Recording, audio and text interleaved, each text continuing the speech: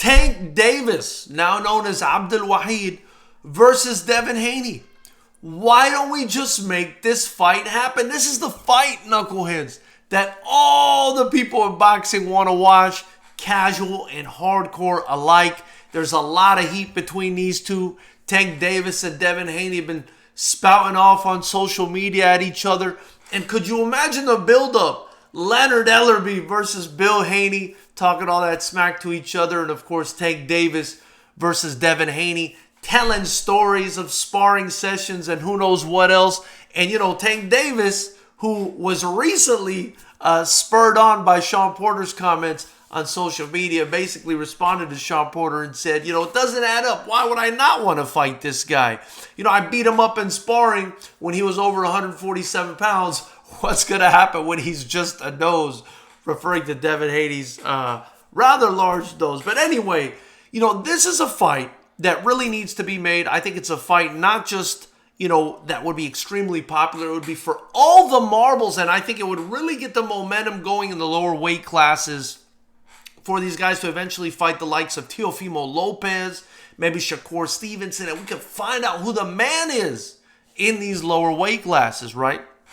Now, if you ask me, right now, the only reason this fight is not getting made, and this is just my opinion, Tank Davis and his team, man, I think their egos are just way too big. I think they're just way too cautious, and maybe it's the right way. I think they're just guiding him the way Floyd Mayweather's career was kind of guided. Pick the right guys at the right times, make all the money.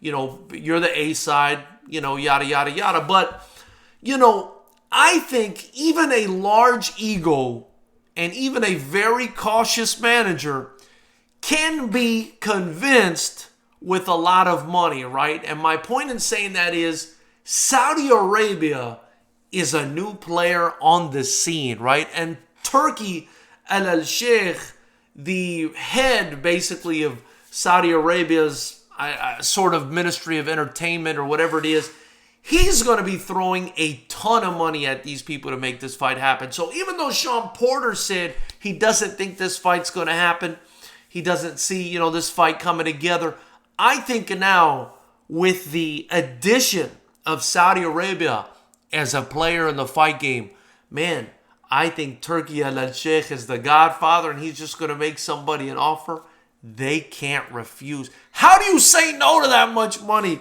You can't say no to that much money, right? And I want to add this one thing, right? I don't know exactly what Saudi Arabia is paying these guys.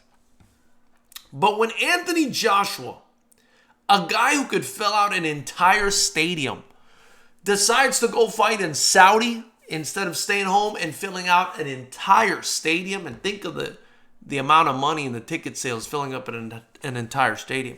When he takes Saudi money over that, it's big money. So knuckleheads, tell me what you think in the comment section below. Does this fight get made? Does this fight happen? Do the Saudis get this fight made?